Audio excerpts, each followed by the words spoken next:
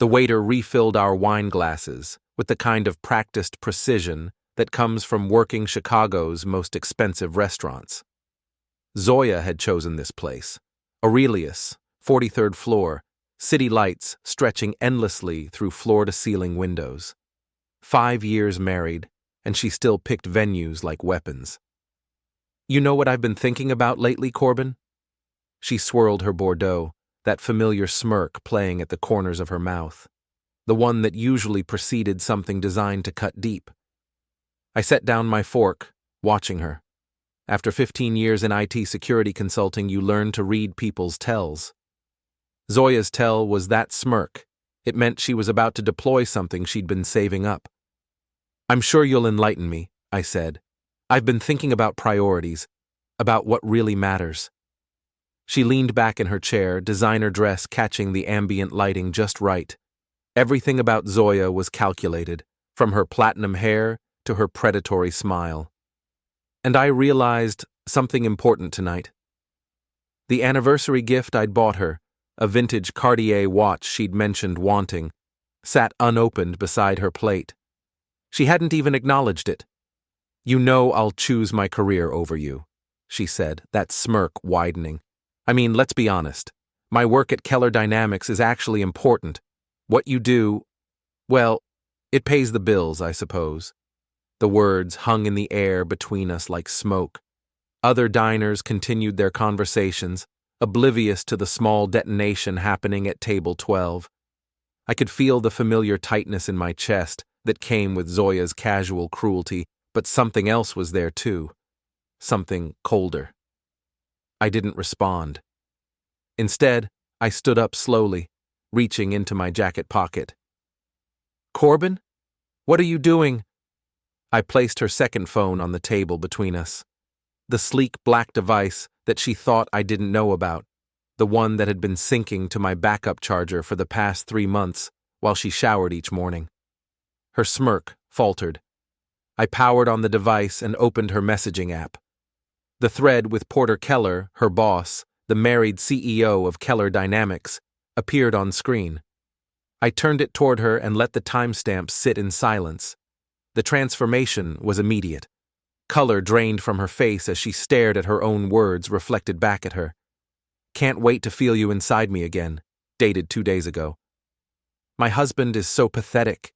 He has no idea. From last week. Room 412 at the Meridian, usual time, from this morning. Corbin, I can explain. No need. My voice came out steady, almost conversational. Let me show you something else. I scrolled to her calendar app, where appointments labeled late reviews coincided perfectly with Porter's travel schedule. Then I opened the folder I'd prepared. Screenshots of expense reports showing charges to corporate cards for hotel rooms, restaurant bills for 2, even a jewelry purchase from Tiffany's that definitely hadn't been for me. This is all circumstantial, she said, but her voice had lost its earlier confidence. You're misreading the context. Porter and I work closely together. Sometimes that requires... Her phone buzzed. A new message from Porter. Delete everything, now. Too late. I'd already forwarded copies to my secure cloud storage, along with timestamps and metadata that would hold up in court. The thing about IT security, I said, taking my seat again, is that it teaches you to document everything. Chain of custody, digital forensics, proper evidence handling. I've been very thorough. Zoya lunged for the phone, but I was quicker. Years of anticipating her moves had given me certain advantages. Give me that. You have no right. Actually, I do. It's registered under our joint account. Legally, I have every right to access devices I'm paying for. I slipped the phone back into my pocket. But don't worry. I've already sent copies of everything relevant to HR at Keller Dynamics, along with our attorney. The waiter approached with dessert menus, took one look at our table, and retreated. You're bluffing, Zoya said, but she was gripping her wine glass so tightly her knuckles had turned white. I pulled out my own phone and showed her the sent messages. Clara Henderson, HR director at Keller Dynamics, had already replied. Received. We'll review immediately. Please schedule a meeting at your earliest convenience. Our attorney had been more succinct. Documentation received. Proceeding as discussed. As discussed? Zoya's voice cracked slightly. I've been preparing for this conversation for 3 months, Zoya. Ever since I found the hotel receipts in your purse. Did you really think I'd just sit there and take it? She tried a different approach, leaning forward with tears forming in her eyes. The performance was flawless, if I hadn't seen her practice similar expressions in the mirror before important presentations. Corbin, please. This isn't what it looks like. Porter and I, it's complicated. The company politics, the pressure. Sometimes we needed to meet privately to discuss sensitive matters. Sensitive matters. I signaled the waiter. Is that what you call telling him about my pathetic performance in bed and how you deserve so much better? Because that's in there too. Her mask slipped completely then. The tears vanished, replaced by something harder, more honest. You went through my private communications. That's a violation of what? Our marriage vows? Because I'm pretty sure you handled that violation first. I stood again, leaving cash on the table for the meal. I'm canceling our anniversary celebration. This seemed like the appropriate time to end it. Where are you going? Home. To pack your things. I walked away from her then, leaving her sitting alone at our anniversary table with an unopened gift and the wreckage of her carefully constructed double life. The elevator ride down 43 floors gave me time to think about what came next. By the time I reached the parking garage, my phone was buzzing with her calls. I let them go to voicemail. The drive home took 20 minutes through downtown Chicago traffic. Our condo building rose 30 stories above Lakeshore Drive, all glass and steel, and the kind of understated luxury that Zoya insisted we needed to maintain her professional image. Marcus, the night doorman, nodded as I entered. Evening, Mr. Findler. Mrs. Findler not with you tonight? She'll be along later, I said, probably in a hurry. I took the elevator to our floor, the 22nd, and let myself into our apartment. 2 bedrooms, 2 baths, floor-to-ceiling windows overlooking the lake. The kind of place that looked impressive in photographs but had never felt like home. The separation papers were waiting on my desk, exactly where I'd left them that morning. 3 months of preparation had led to this moment. 3 months of careful documentation, legal consultation, and strategic planning. I'd learned a lot about evidence gathering in my line of work. Corporate espionage cases, insider trading investigations, digital forensics for divorce attorneys. The skills transferred nicely to personal situations. My phone rang. Zoya's picture appeared on screen, a photo from our honeymoon in Tuscany when she still pretended to find my jokes funny. Corbin, answer your phone. We need to talk about this rationally. I set the device aside and opened my laptop instead. Time to implement Phase 2. The email to Porter Keller was brief and professional. Mr. Keller, I believe you should know that HR has been provided with documentation regarding your relationship with my wife. I thought you might want to prepare accordingly. Best regards, Corbin Findler. Send. My phone buzzed with a text from Leon, my best friend since college. How'd it go tonight? You go through with it? I typed back. Anniversary dinner was illuminating. She made her choice clear. And? So did I. 3 dots appeared then. About damn time. Beer tomorrow? Definitely. The front door opened with a bang. Zoya's heels clicked across the hardwood floor like gunshots. Corbin, where are you? In here. She appeared in the doorway to my office, still wearing her anniversary dress, but looking significantly less composed than she had at dinner. Her makeup was smudged, her hair disheveled. We need to talk. Actually, we don't. I handed her the separation papers. But you'll want to read these. She stared at the documents like they were written in a foreign language. You can't be serious. Page 3 outlines the asset division. Page 7 covers the timeline for you to find alternative housing arrangements. Page 12 details the evidence that will be presented if you contest anything. This is insane. You're throwing away 5 years of marriage over a misunderstanding.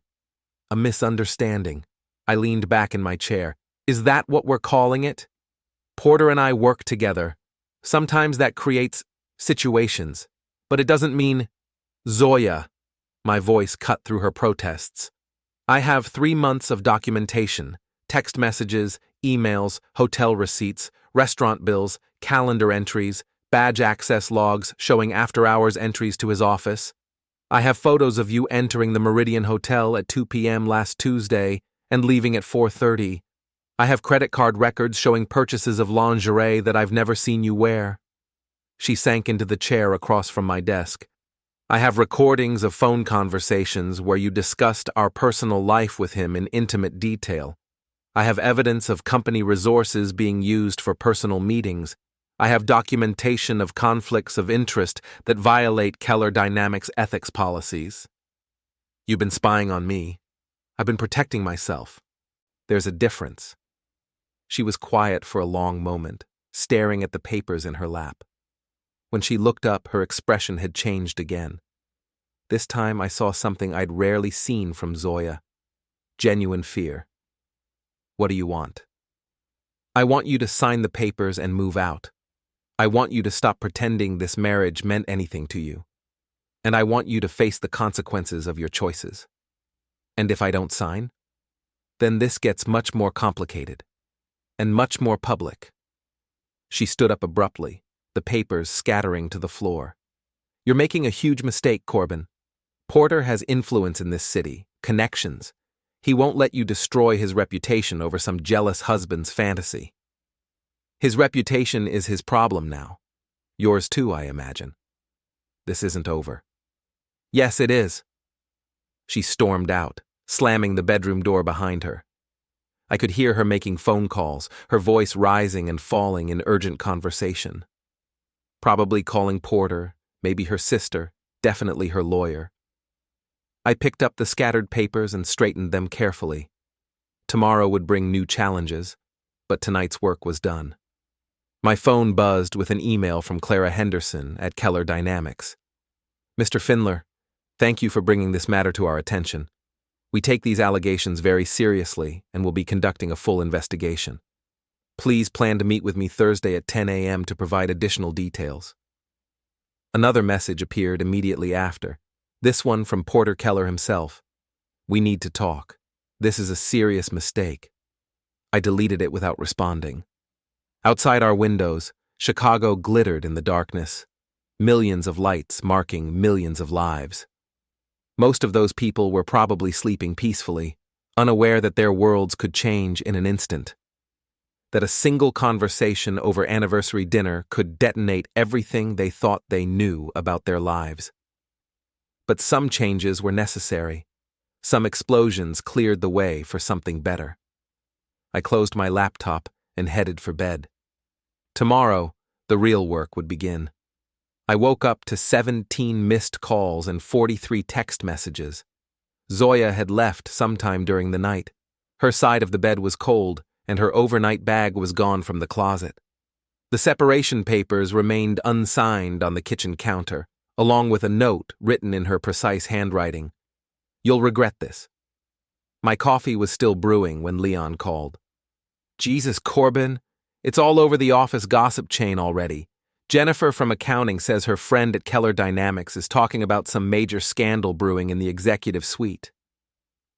Leon worked construction management for a firm that occasionally contracted with Keller Dynamics. The Chicago business community was smaller than people realized. Everyone knew someone who knew someone else. Word travels fast, I said. So it's true? You actually did it? I actually did it. And how do you feel? I considered the question while watching steam rise from my mug, like I should have done it 3 months ago. What's the next move? Meeting with HR at 10, then we'll see what Porter does. Want backup? I can call in sick, meet you for lunch after. Yeah, that'd be good. Leon had been my friend since we were roommates at Northwestern. He'd never liked Zoya, said she had the personality of a corporate merger. but he'd kept his opinions to himself for 5 years. I was looking forward to hearing what he really thought. The Keller Dynamics building occupied an entire city block in the Loop, 37 floors of glass and steel that housed one of Chicago's most successful consulting firms. I'd been here exactly twice before, once for their holiday party, once for a company picnic. Zoya had always kept her work life carefully separated from our marriage. Now, I understood why. Clara Henderson's office was on the 32nd floor, corner suite, with views of both the lake and the river. She was a woman in her early 50s, silver hair pulled back severely, wearing a navy suit that probably cost more than my car payment. "Mr. Findler, thank you for coming in." Her handshake was firm, professional. "I've reviewed the materials you provided. They're quite comprehensive. I believe in documentation." "So I see. Before we proceed, I want to make sure you understand the seriousness of these allegations. If substantiated, they could result in termination for both employees involved." "I understand." She opened a thick folder on her desk. "Let's start with the timeline. When did you first become aware of the relationship between your wife and Mr. Keller?" I walked her through everything. The hotel receipt I'd found in February, the late-night phone calls that started in January, the changes in Zoya's behavior, her sudden interest in working weekends and traveling to conferences. "The phone synchronization was inadvertent," I explained. "She plugged her device into my charging station one morning. My backup software automatically synced her data before she realized what had happened." "And you didn't inform her of this? Would you have?" Clara's expression remained neutral, but I caught the faintest hint of a smile. "The evidence you've provided shows a clear pattern of policy violations, use of company resources for personal activities, potential conflicts of interest, inappropriate relationships between supervisors and subordinates. Zoya doesn't report directly to Porter, but he has significant influence over her career advancement." "Yes, I'm aware of the reporting structure." She made a note in the file. "Mr. Findler, I need to ask about your motivations here. Are you seeking financial compensation? Revenge? What outcome are you hoping for?" "I want them to face appropriate consequences for their actions, nothing more, nothing less." "And if those consequences include termination?" "Then they should have considered that before they decided to conduct their affair using company resources." She nodded slowly. "We'll be conducting interviews with both employees starting this afternoon. I expect this will take several days to resolve fully." "What about their current work status?" "Mr. Keller has been placed on administrative leave pending the investigation. Your wife has been suspended without pay." I felt a cold satisfaction at that news.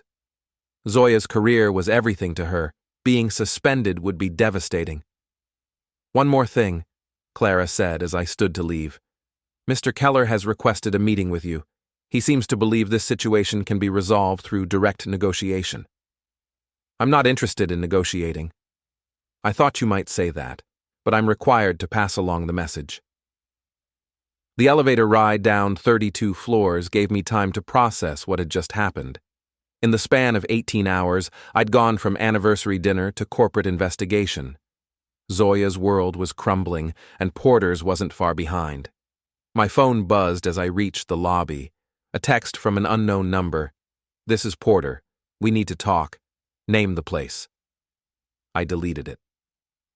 Leon was waiting at Murphy's Pub, a dive bar 3 blocks from Keller Dynamics, that served decent burgers and minded its own business. He'd claimed a corner booth and was nursing a beer despite the fact that it wasn't even noon yet. "So?" he said as I slid into the seat across from him. "HR is taking it seriously. Porter's on administrative leave, Zoya's suspended." "Damn," Leon grinned. "How's it feel to be the guy who took down the untouchable Porter Keller?" "I haven't taken down anyone yet. This is just the beginning." "Come on, man. Enjoy the moment. You've been eating that woman's garbage for years. Finally, you're fighting back." The bartender brought me a beer without being asked. Murphy's was that kind of place. "You know what the worst part was?" I said. Last night at dinner, she looked so pleased with herself, like she was enjoying telling me I didn't matter. Because she thought she was untouchable, thought you'd just sit there and take it like always. Like always? Leon gave me a look. Corbin, I love you like a brother, but you've been letting that woman walk all over you since the day you met her. The way she talks to you at parties, the way she dismisses everything you do, the way she acts like she's doing you a favor by being married to you. I thought I was being supportive of her career. There's supportive, and then there's being a doormat. You're one of the smartest guys I know, and you let her treat you like you were lucky she bothered to notice you. I took a long drink of my beer. Leon wasn't wrong. Somewhere along the way, I'd convinced myself that Zoya's success reflected well on both of us, that her ambition was something to admire, even when it came at my expense. Well, I'm not taking it anymore. Good. What's the next move? Before I could answer, my phone rang. Zoya's picture appeared on screen. You going to answer that? Leon asked. No point. She's just going to threaten me or try to manipulate me into dropping the complaint. Or beg. Zoya doesn't beg. But as the day wore on, her messages became increasingly desperate. First, anger. You've destroyed everything I worked for. Then bargaining, we can fix this, couples therapy, whatever you want. Then threats. Porter has connections. You have no idea what you're dealing with. By evening, she'd moved on to attempted manipulation. I know I made mistakes, but I love you. We can get through this together. I forwarded all of it to my attorney. The real surprise came at 8 p.m. when my building's doorman called up to the apartment. Mr. Findler, there's a gentleman here to see you. Says his name is Porter Keller. I looked out my window toward the street. A black Mercedes was parked in the loading zone, hazard lights blinking. Tell him I'm not available. He says it's urgent. Something about resolving a misunderstanding? Tell him to contact my attorney if he has something to discuss. Will do, sir. But Porter didn't leave. For the next hour, I watched from my window as he paced back and forth on the sidewalk, occasionally looking up at the building. He made several phone calls, gesturing angrily. At one point, he appeared to be arguing with someone, probably Zoya. Finally, he got back in his car and drove away. My phone buzzed immediately. This isn't over. You're making enemies you can't afford to have. I screenshotted the message and forwarded it to Clara Henderson with a note. FYI, received this evening from Porter Keller. Her response was immediate. Thank you. This will be added to the investigation file. I poured myself a glass of wine and settled onto my couch with my laptop. Time to do some research on Porter Keller's background. If he wanted to play games, I needed to understand exactly who I was dealing with. What I found was interesting. Porter had built his reputation on aggressive business tactics and leveraging personal relationships for professional gain. He'd been married to his wife Simone for 12 years, and they moved in Chicago's social elite circles. He served on several charity boards, played golf at the most exclusive country clubs, and had been profiled in Chicago Magazine as one of the city's rising power players. He was also, according to several business journals, known for his temper and his tendency to hold grudges. But everyone had vulnerabilities, even Porter Keller. I spent the next 2 hours digging through public records, corporate filings, and social media profiles. By the time I closed my laptop, I had a much clearer picture of the man who was threatening me, and I had some ideas about how to respond. My phone rang one more time before bed. This time it was Zoya, and this time I answered. Finally, she said, we need to talk. No, we don't. Corbin, please, I know you're angry, but this has gone too far. Porter's talking about lawsuits, about destroying your reputation. He has connections you don't understand. Let him try. This isn't a game. These are powerful people. They can make your life very difficult. More difficult than being married to someone who's been lying to me for months? I doubt it. I never meant for it to happen this way. Porter and I, it just developed naturally. We work closely together. We have similar goals, similar ambitions. Similar morals, apparently. Don't be self-righteous. You know our marriage hasn't been working for a long time. Then you should have ended it before you started working on your replacement. Before we dive deeper into this story, I have one small request.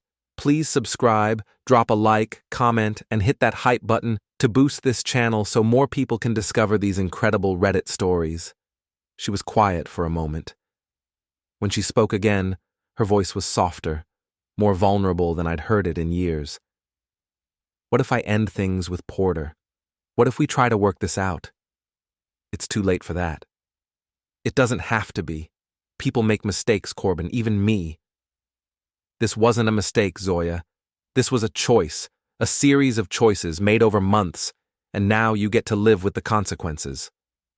And what about you? What about what you're throwing away? I looked around our apartment, the expensive furniture, the designer artwork, the carefully curated life we'd built together. None of it felt like mine. None of it felt like home. I'm not throwing anything away, I said. I'm just finally picking up the pieces. I hung up and turned off my phone. Tomorrow would bring new challenges, but tonight I was going to sleep better than I had in months.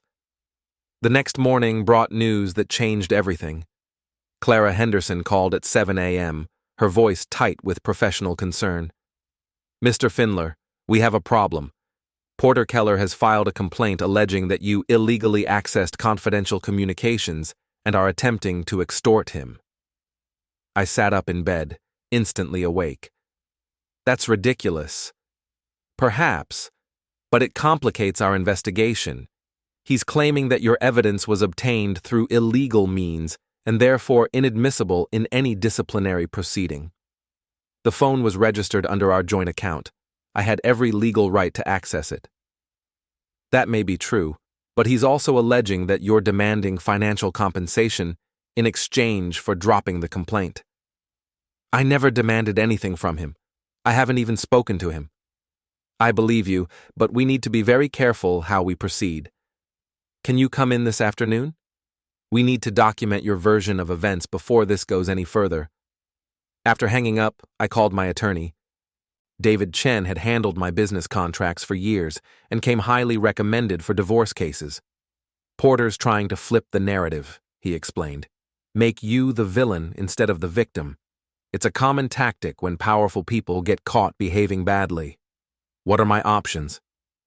We document everything, stick to the facts, and let Porter make mistakes. Men like him usually do, especially when they're under pressure.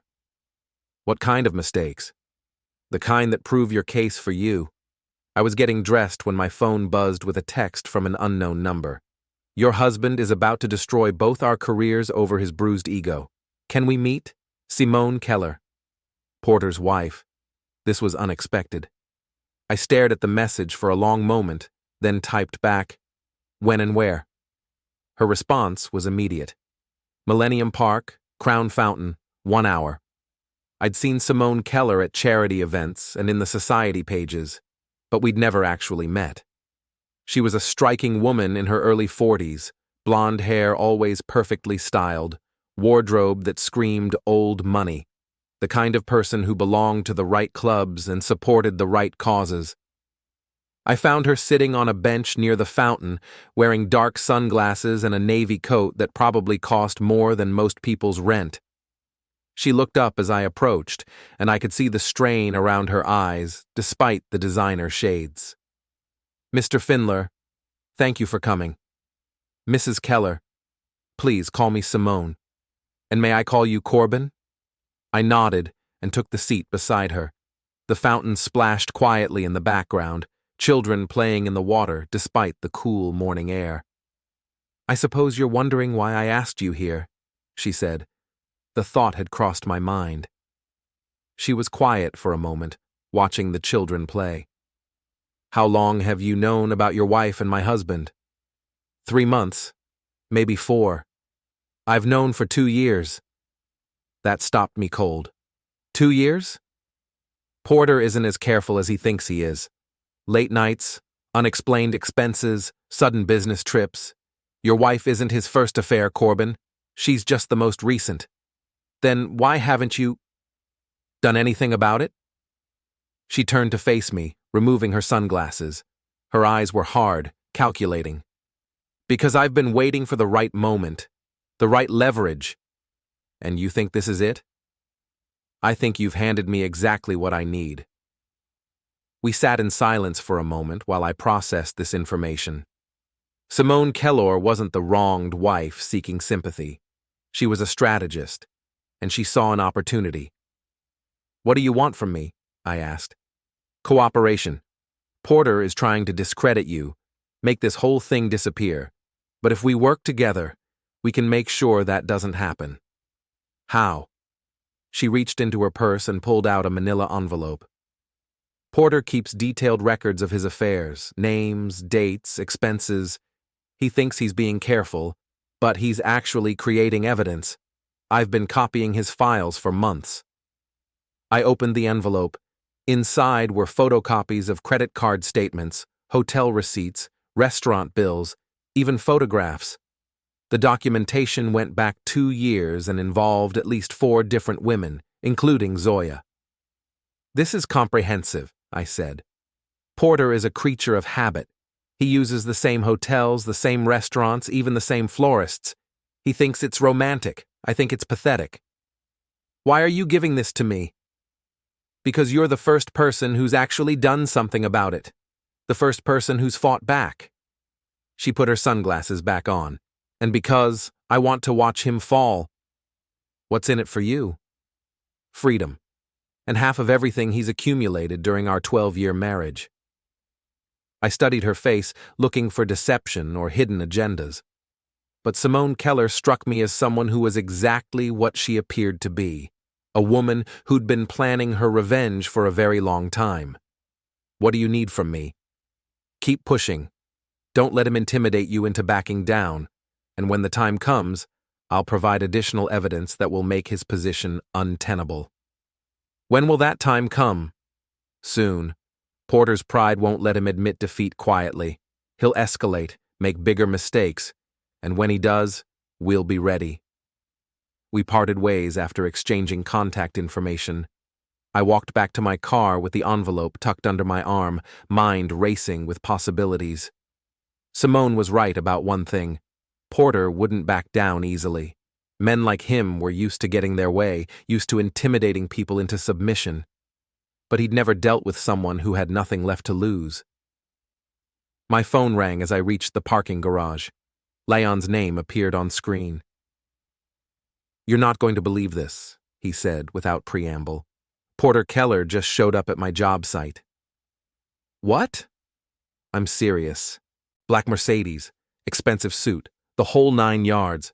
He asked my foreman where he could find me, said he needed to discuss a mutual friend. What did you tell him? I told him to get lost. But Corbin, this guy's not messing around. He had 2 other guys with him. Both looked like they could bench press a truck. Did he threaten you? Not directly, but he made it clear that he knows where I work, knows who I am. Said he hoped our friendship wouldn't cause problems for my career. I felt anger building in my chest. Going after me was one thing, but involving Leon crossed a line. Where are you now? Still at the site, but I'm thinking about calling it a day early. This whole thing has me spooked. Meet me at Murphy's in an hour. We need to talk. I spent the drive back downtown thinking about escalation. Porter was trying to intimidate me by going after my friends. It was a classic power move, designed to make me feel isolated and vulnerable. But it was also a mistake, because now I had justification for taking the gloves off. Leon was already at our usual booth when I arrived, a half-empty beer in front of him, and a worried expression on his face. This is getting serious, man, he said as I sat down. Maybe you should consider backing off. Absolutely not. Corbin, these people have resources. They can make life very difficult for both of us. I slid the envelope across the table. Take a look at this. Leon opened it and whistled softly as he flipped through the contents. Where did you get this? Porter's wife. Turns out she's been planning her own revenge for 2 years. So now you're working with the enemy's wife? I'm working with someone who has the same goals I do. Leon studied the photographs, shaking his head. This guy really is a piece of work. Look at this. Same hotel room, different women. He's got a type, doesn't he? Ambitious brunettes with flexible morals, apparently. So what's the plan? Phase 1 was exposing the affair to HR. That's working. They're both suspended pending investigation. And Phase 2? Phase 2 is making sure Porter understands that intimidating my friends is a very bad idea. I pulled out my phone and showed Leon the text I'd prepared. Mr. Keller, I understand you visited my friend's workplace today. I thought you should know that I've shared additional documentation with HR regarding your pattern of behavior with female employees. I've also forwarded copies to several business journalists who specialize in corporate misconduct. I suggest you focus on your own legal problems rather than creating new ones. Corbin Finler. You're really going to send that? Already did. Leon grinned. Now this is the Corbin I remember from college, the guy who hacked into the dean's computer to prove that professor was changing grades. I never hacked anything. I just noticed that he left his password taped to his monitor. Same principle. You see opportunities that other people miss. My phone buzzed with Porter's response.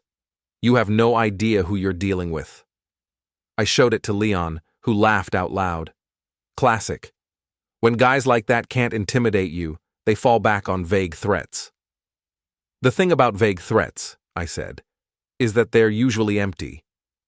But even as I said it, I wondered if I was underestimating Porter Keller. Powerful men didn't get powerful by accepting defeat gracefully. We finished our beers and parted ways, with Leon promising to be extra careful over the next few days. I drove home through evening traffic, thinking about next moves and potential consequences. The parking garage under my building was nearly empty when I arrived. I was walking toward the elevator when I heard footsteps behind me. Quick, purposeful footsteps that matched my pace exactly. I turned around to find Porter Keller standing 20 feet away, still wearing his expensive suit, but looking significantly less composed than in his corporate headshots. His tie was loosened, his hair disheveled, and there was something desperate in his eyes. We need to talk, he said. No, we don't. You're making a serious mistake, Finler. This can all go away quietly if you're reasonable. Define reasonable. Drop the complaint. Stop talking to reporters. Let me handle Zoya quietly, and we can all move on with our lives. And in return? In return, your life doesn't become very complicated very quickly. I studied his face, looking for tells. Porter Keller was used to negotiating from positions of strength, used to having leverage over the people he dealt with.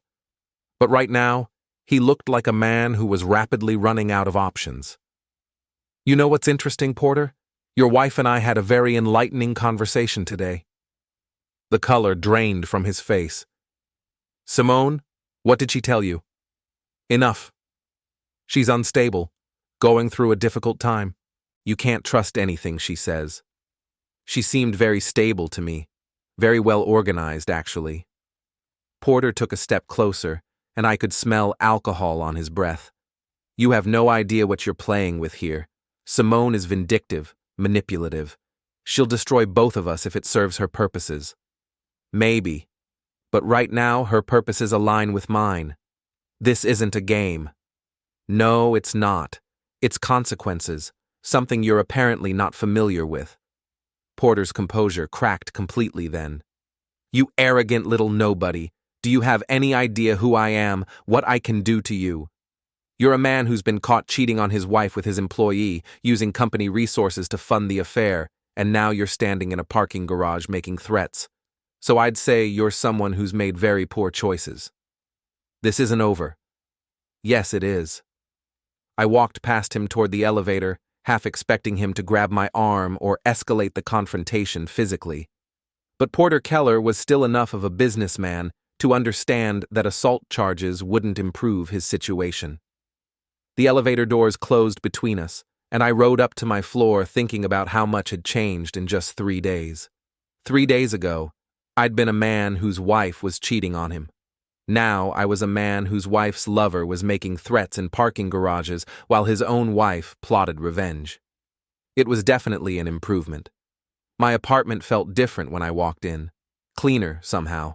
More like a place where I actually lived instead of a showroom for Zoya's lifestyle ambitions. I poured myself a glass of wine and settled onto the couch with my laptop. Time to research business journalists who might be interested in a story about corporate misconduct at one of Chicago's most prominent consulting firms. By the time I went to bed, I'd sent carefully worded emails to 3 reporters, each including selected documentation from both my evidence and Simone's files. Tomorrow would bring new developments, but tonight I was going to sleep very well indeed. The next morning brought chaos. My phone started ringing at 6 a.m. with calls from reporters, HR representatives, and lawyers. By 7, there were 2 news vans parked outside my building. The Chicago Tribune had run a front-page story. Keller Dynamics CEO under investigation for ethics violations. The article was carefully written, focusing on the HR investigation and avoiding specific details about the affair, but the implications were clear. Porter Keller's reputation was in free fall. Clara Henderson called at 8 a.m., her voice tight with professional concern. Mr. Findler, the situation has escalated beyond our internal investigation. Corporate legal is now involved, and there may be external audits of company practices. I understand. I need you to know that Mr. Keller is claiming you orchestrated a media campaign to damage his reputation. He's threatening legal action against both you and the company. Let him try. Everything I've shared with reporters is documented and verifiable. That may be true, but this has become a public relations nightmare. The board is asking questions, clients are concerned, and our stock price dropped 3% yesterday. I felt a moment of satisfaction at that news.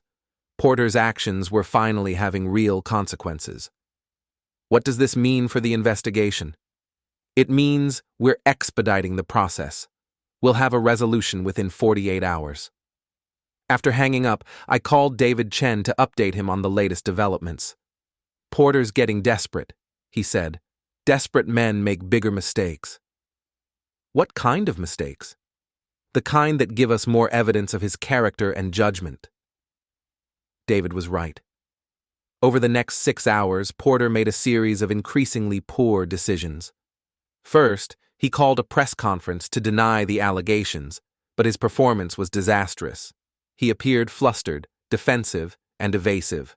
When a reporter asked about his relationship with female employees, he snapped, "I don't have to justify my management style to anyone." The clip went viral within hours. Second, he apparently tried to pressure other Keller Dynamics employees to provide character references, but word of his efforts leaked to the press. By afternoon, there were reports that he was attempting to intimidate potential witnesses. Third, and most damaging, he made the mistake of underestimating his wife. Simone called me at 2 p.m. "Are you watching the news?" she asked. Hard to avoid it. Porter just held a press conference where he described our marriage as solid and supportive. He said I stood behind him completely. I take it that's not accurate? I'm about to make that very clear. Can you meet me at my attorney's office in an hour? Why? Because we're going to end this once and for all. Simone's attorney was a woman named Rebecca Martinez, who specialized in high-profile divorces and had a reputation for aggressive tactics. Her office occupied the top floor of a downtown high-rise, all glass and marble, and the kind of understated luxury that screamed expensive legal representation. "Mrs. Keller has decided to file for divorce," Rebecca explained as we settled into her conference room. "She'll be seeking dissolution of their marriage based on adultery and misuse of marital assets." "How does this help me?" Simone leaned forward. "Because I'm prepared to testify about Porter's pattern of behavior with female employees, not just your wife, but others, and I have documentation going back years." She opened a briefcase and spread documents across the conference table. Credit card statements, hotel receipts, expense reports, even private investigator reports that she'd commissioned to track Porter's activities. "This is enough to destroy him," I said. "That's the idea." Rebecca cleared her throat. "There's something else. Mrs. Keller has been recording her conversations with her husband for the past 6 months. Recording them?" Simone nodded. "Illinois is a one-party consent state. As long as one person in the conversation knows it's being recorded, it's legal." She pulled out a digital recorder and pressed play. Porter's voice filled the room, clear and unmistakable. "The Finlore situation is manageable. I'll discredit him, maybe have him investigated for corporate espionage. Make him look like a jealous husband who's lost touch with reality." Another voice, Zoya's, responded. "What about HR? Clara Henderson works for me, ultimately. She'll recommend discipline but not termination. A few months of administrative leave, then back to business as usual. And us? We'll be more careful. Maybe take a vacation together once this blows over." The recording continued for another 10 minutes, with Porter outlining his plan to weather the scandal and continue the affair. He discussed pressuring witnesses, manipulating the investigation, and using his connections to discredit me. "When was this recorded?" I asked. "Yesterday morning," Simone said, "in our kitchen while he was having coffee and planning his day." I stared at the recorder, hardly believing what I'd heard. Porter had essentially confessed to obstruction of justice, witness intimidation, and conspiracy to commit fraud. "This changes everything," I said. Rebecca nodded. "We'll be providing copies to HR, to the state attorney's office, and to the reporters covering this story." "What about attorney-client privilege?" "Mrs. Keller isn't Porter's client, and she has every right to protect herself from his attempts to manipulate the legal system." We spent the next hour planning the release of information. Rebecca would coordinate with the media, while Simone would file her divorce papers that afternoon. The recording would be released to coincide with the filing, creating maximum impact. "Porter thinks he's untouchable," Simone said, as we prepared to leave. "He's about to learn otherwise." I drove home through afternoon traffic, mind racing with anticipation. In less than 24 hours, Porter Keller had gone from powerful CEO to public scandal, and we weren't finished yet. My phone buzzed with a text from Leon. "Saw the news. Holy crap, man. You actually did it." I typed back, "We're not done yet." "What's next?" "You'll see." The evening news led with the story. Porter's disastrous press conference played alongside footage of Simone leaving her attorney's office, looking composed and determined. The contrast was striking. He looked desperate and cornered, while she looked like someone who'd been planning this moment for years, which, of course, she had. At 8 p.m., my doorman called up to announce a visitor. "It's your wife, Mr. Findler. Should I send her up?" I hadn't spoken to Zoya since our phone conversation 2 nights ago. Part of me was curious to hear what she had to say now that her world was collapsing. "Send her up." She appeared at my door 5 minutes later, looking nothing like the composed executive who'd smirked at me over anniversary dinner. Her hair was unwashed, her clothes wrinkled, and there were dark circles under her eyes. "Can I come in?" I stepped aside and let her enter. She walked slowly into the living room, looking around like she was seeing it for the first time. "Nice place," she said. "Feels different without all my things here." "What do you want, Zoya?" She turned to face me, and I could see tears forming in her eyes. But I'd learned not to trust Zoya's tears. "I want to apologize for everything, for the affair, for the way I treated you, for the things I said." "Okay? That's it? Just okay? What did you expect?" "I expected, I don't know, anger maybe, satisfaction, something." I sat down on the couch, studying her face. "I was angry. For months, actually. But now I'm just tired." "Tired of what?" "Of pretending our marriage was something it wasn't. Of pretending you respected me, or cared about me, or saw me as anything more than a convenient accessory to your career. She sat down across from me, carefully maintaining distance. That's not true. I did care about you. I do care about you. You have a funny way of showing it. The thing with Porter, it wasn't supposed to happen. It just developed naturally. We worked together so closely, spent so much time together. And you decided that gave you permission to betray your marriage vows. It wasn't that simple. It was exactly that simple, Zoya. You made a choice, a series of choices, and now you're dealing with the consequences. She was quiet for a long moment, staring at her hands. What happens now? She asked. Now you sign the separation papers, and we move on with our lives. What if I don't want to move on? What if I want to fight for us? Then you're about 6 months too late. People make mistakes, Corbin, even big mistakes. That doesn't mean a marriage has to end. This wasn't a mistake. This was a deliberate, sustained betrayal that went on for months. You didn't just sleep with Porter. You mocked me to him. You shared intimate details of our private life. You made me a joke. I never meant... Yes, you did. You meant every word of it. And the only reason you're here now is because your affair has been exposed and your career is in ruins. She started crying then, but they felt like real tears this time. Not performance, just genuine despair. I've lost everything, she said. My job, my reputation, my marriage. Porter won't even return my calls. Porter's got bigger problems than your hurt feelings. What's going to happen to him? That depends on how many laws he's broken and how good his attorneys are. And me? You'll find another job eventually. Maybe not at Porter's level, but something. You're talented when you're not using that talent to deceive people. What about us? There is no us.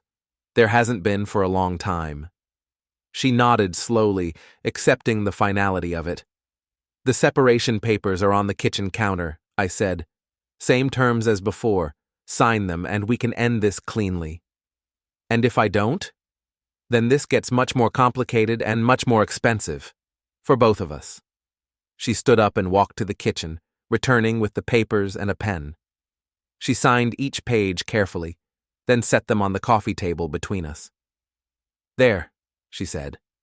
It's done. It's done. She walked toward the door, then stopped and turned back. For what it's worth, I really am sorry. About all of it. I know. Do you think you'll ever forgive me? I think I already have. But forgiveness doesn't mean forgetting, and it doesn't mean pretending this didn't happen. She nodded and left without another word. I sat alone in my apartment, looking at the signed papers and thinking about endings. 5 years of marriage, reduced to legal documents and division of assets. It should have felt sadder, but mostly I just felt relieved. My phone buzzed with a news alert. Keller Dynamics CEO resigns amid ethics scandal. Porter's resignation letter was brief and professional, accepting responsibility for lapses in judgment and expressing commitment to personal growth and reflection. But the real news was in the second paragraph. The company's board had launched a comprehensive audit of Porter's tenure, including his use of company resources and his relationships with employees. It was over. Porter's career was finished, Zoya's reputation was destroyed, and I was finally free to build something new. I poured myself a glass of wine and called Leon. Did you see the news? I asked. Porter resigned? Yeah, I saw it. How do you feel? Like I can finally breathe again. So, what now? You going to celebrate? Take a vacation? Buy a sports car? I looked around my apartment now, not ours, and smiled. Now I'm going to figure out what I actually want my life to look like. Any ideas? A few. But first, I think I'm going to sleep for about 12 hours. You've earned it, man. You really have. After hanging up, I walked to the windows overlooking the lake. Chicago glittered in the darkness, millions of lights marking millions of possibilities. For the first time in years, the future felt wide open, and that felt exactly right.